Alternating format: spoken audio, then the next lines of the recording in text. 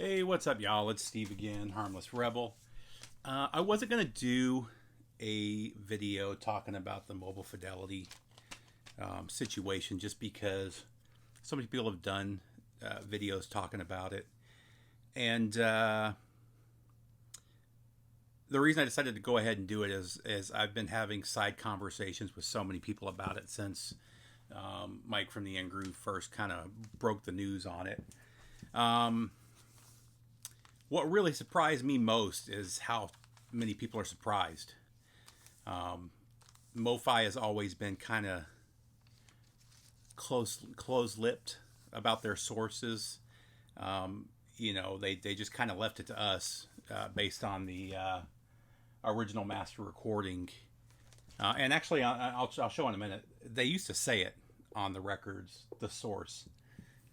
So, but from what I've been reading, even that is not really all that accurate. So, I know Mike Fremer talked about how the original owner of MoFi was always really open about the sources. And from what I've read and some articles that I've read it going back to the 80s, their sources have always been questionable. So I had already had, and I've talked about this with people, I had already had my suspicions about the whole original master recording. Not the digital part of it, but I've always had my suspicions about the whole original master recording thing. I've talked about it before. About 10 years ago, I got a copy of one of the Moody's Blues albums. I can never remember the name of it. But one of the Moody Blues albums, I think it was from '69. So the original pressing is the only run at that time, or until recently, that had been pressed from the original master recording shortly after the original master recordings were damaged and couldn't be used. And they didn't have the technology to fix those original masters until the 2000s. So from 1969 to 2000, I don't remember if it was 2005 or 2010. Whenever they finally did release, that was the first time since 1969 that original master had been used to had been used again, which means that when Mobile Fidelity pressed that Days of Future Past, I think that's the one. So Days of Future Past was released in 80 or 81 by Mobile Fidelity, so early in their existence. And it's got the original master recording moniker across the top. And it's been known from day one that wasn't from the masters. It was from a later remix from 71 or 72, if I remember correctly. And the reason I pulled out the Beatles is, and I don't know if it's true about all of the Beatles pressings or just the box set, but I was talking to somebody and he mentioned that the box set was not pressed from the original masters. Now from my understanding, these are the same. They may not be, but from my understanding, these are the same as the box set, just with different covers. That may be incorrect, but the back of this says, "Source: the original stereo master tape." However, at least with the box set, it was pressed from the submaster, not from the actual masters. The actual masters were in the UK, and what they did was they made submasters, basically copies of first generation copy of the master, and sent those all over the world so that they could be pressed in different countries. So it's basically a first generation copy. Same thing as a safety copy. You'll see a lot of people talk about safety copies. For instance, Chad from Analog Productions, or from Acoustic Sounds, mentioned that the Doors debut. Nobody has an original. Nobody knows what happened to the original master tape. So all of the Doors represses have been done from a safety copy. So again, a first generation copy of the master tape. Now, is there a huge difference between the two? Arguably, maybe. Days of Future Past, there's definitely a difference because it was a different mix of the album. But with the Beatles, when you're talking about submasters and safety copies, and they have a couple other names, production masters. Those are all first generation copies of the actual master tape. With each copy, it adds a little bit of hiss, a little bit of noise to the pressing. Is that audible? I don't know. I will tell you that pressing, I have an original pressing of the Doors debut. I have the Mobile Fidelity pressing from the 80s, which was always my favorite pressing until the... Do I have it right here? It might be right behind me. Let's see. Yeah, right here.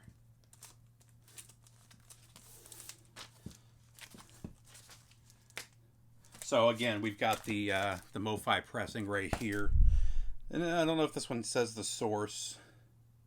Yep, source original stereo master tape, mastered with the Ortophone cutting system. So they actually did put it back here. However, we don't know that it actually came from the original master tape. I'm not sure when that original master tape was lost. However, this is the Analog Productions copy that was done from... Does he say it on here? I don't know if it says it on here. But Chad just talked about it recently, that it came from the safety copy because nobody knows what happened to the original copy. This blows this out of the water, and this sounds amazing. This takes it to a whole new level. Now, I believe the rest of the Doors albums, I have 3 of them so far from Analog Productions. The rest of them were taken from the original master. That was the only one that they didn't have an original master for, so that's what they went with. So let's get to the digital audio source part of it, and a lot of the confusion that a lot of people are having. So I hear a lot of people talking about the DSD, whether it's 64, 128, or 256, is basically the same as a CD copy, and it's not. Oh man.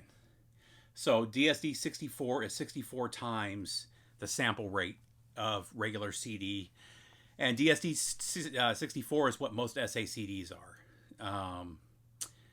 I believe all SACDs are the DSD format, and then the DSD 256 is 256 times the rate. Can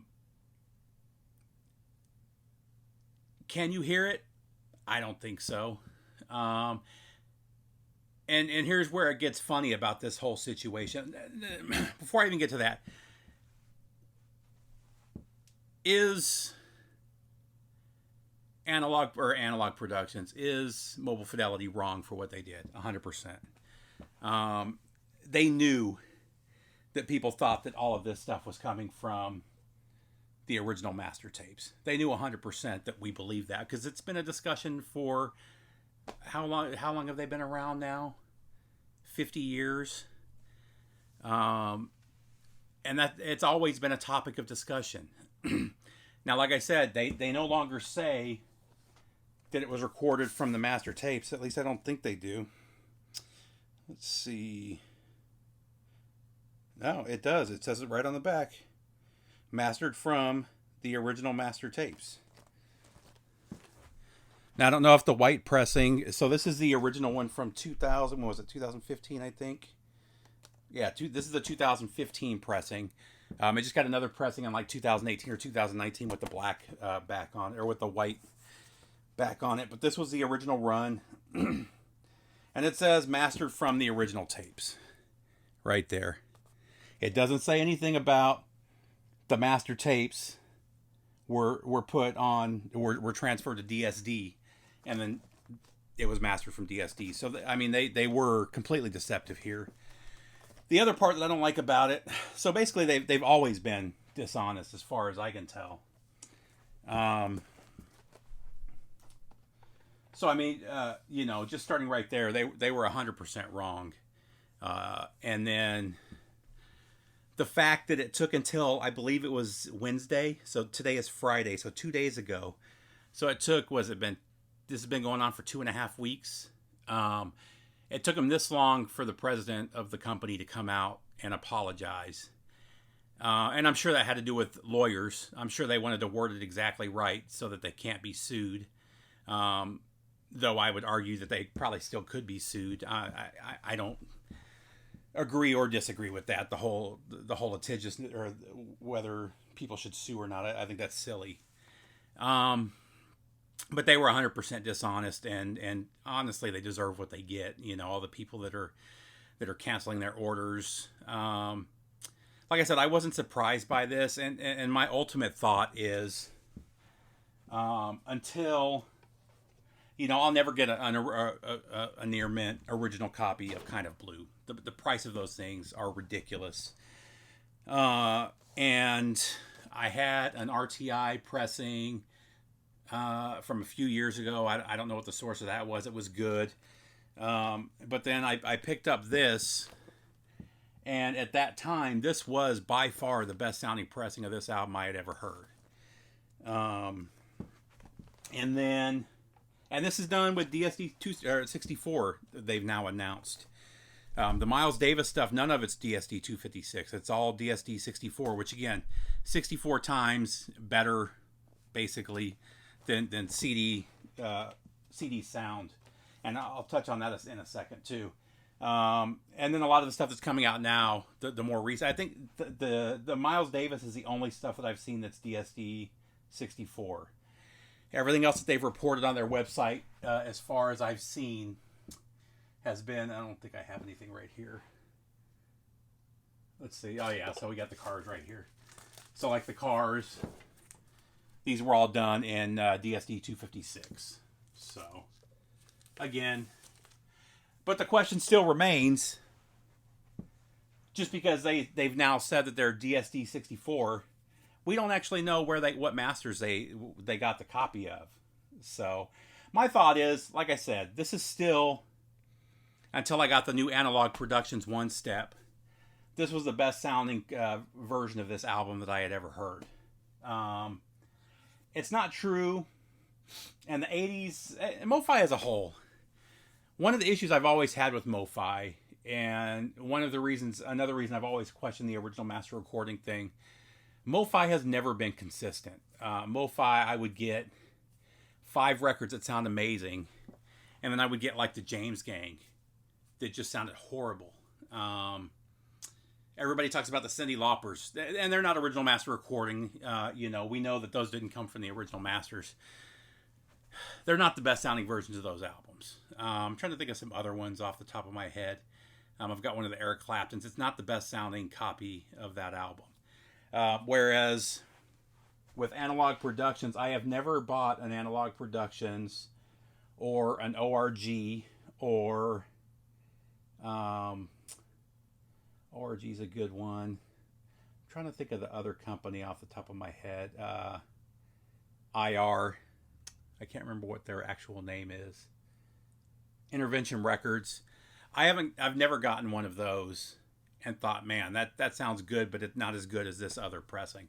I've been blown away. Every Analog Productions I've ever bought, every IR pressing, every ORG pressing has always been the best sounding copy of that album I've ever heard. Now I've heard people say one or two.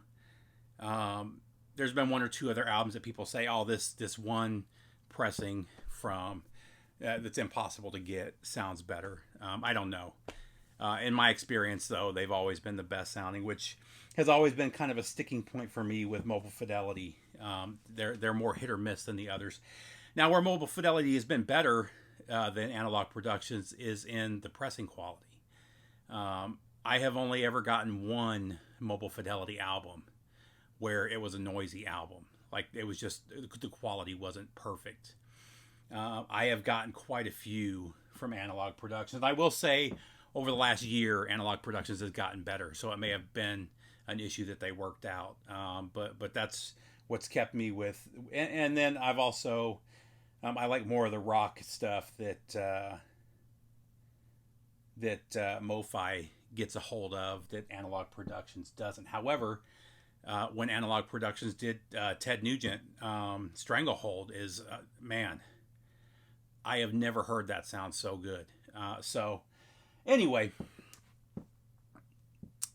getting back to it, for me, it comes down to what sounds best. Now, I did I did cancel one of my orders from Mobile Fidelity, and it was the Sketches of Spain one step. I had pre-ordered that one, and I decided not to. So what I've seen is when Mobile Fidelity has done a one step of a recently released album, almost everybody that's gotten it says that the original pressing sounds better.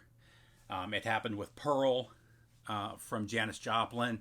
I don't know anybody that thinks the one step sounded better than the regular pressing from a couple years ago. It happened with Carole King. Everybody said that the pressing from or that it sounds the same. So the $100 or $125, whatever, compared to the $50, I just don't see it being worth it. So with the Sketches of Spain, I'm gonna just keep my original copy, and I'm not gonna buy the one step. The Cannonball Adderley, I'm definitely still going to get the one step. I will say the Eagles, which were DSD 256, by far, they took those pressings to another level. I've got original copies. I've got original Japanese pressings. I've got some represses from a few years ago of the first two Eagles albums, and the MoFi one steps blow them out of the water. I heard stuff on the one steps I've never heard before. So for me, it comes down to pressing quality. Like I said, I am more hesitant now, though. If you're getting a DSD copy on vinyl, sure, it might be mastered a little different, but why not just buy the SACD? You're basically getting SACD quality on vinyl. So is it worth it to spend $100 on a one step when you can spend $30 on the SACD, and it's basically the same thing? They've basically said that at the mastering, at the mastering console, it's basically coming from the same source and going two routes. So I don't see, I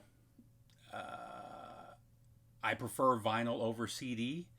But is it, like I said, is it worth all that extra money? I don't know that it is. Like I said, there's a couple of Cannonball Adderley. I absolutely want that on vinyl. The Van Halen, I don't know if I do, though. We know that, was it last year that, was it Bernie Grundman? Did an analog remaster of all the Van Halen albums, and you can get them for $30. So do you really want a DSD 256 copy on vinyl that's $125 a piece? I don't know that I do. I may buy the first two, because those are the two Van Halens I actually listen to. And I may just throw them up in there for, because they'll be worth something someday. That's another thing. All of the Mobile Fidelity has taken a huge dip. All those records that were $150, $170, everybody wanted them. The Miles Davises are all like $65, $75, $80 now. People are dumping that stuff off. So if you're a collector, it's a good time to buy MoFi, I guess. So it definitely hurt as far as that goes. But again, for me, a lot of these MoFi pressings, the Miles Davises, the Bob Dylan's, actually just got Nashville Sky in today from Mobile Fidelity. They are the best sounding versions of those albums that I've heard. I'm not saying there's not better versions out there, but they're the best sounding I've heard, and they all sound fantastic. So, as far as that, and I'm not too disappointed. You see all these guys losing their mind over it, and I mean, I kind of get it. They feel betrayed, but it's still, a lot of these albums are the best sounding versions. And from a collector standpoint and value, the Mobile Fidelity is still going to hold better value than a lot of the earlier pressings, or a lot of any of the other represses that are out there. Man, I've already been going for 20 minutes. The last part that I wanted to point out, and the part that I find the funniest, is all of these audiophile channels that have been talking about how analog blows digital away and it's so much better and they can always tell the difference, that have been holding up these MoFi, especially the Miles Davis and the Bob Dylans, as examples of why analog is so much better than digital. And then it turns out that everything that they've been blowharding about is from digital sources. That just cracks me up as well. I've always thought that whole argument was silly. I've got some CDs that blow away any vinyl pressing I've ever heard, and vice versa.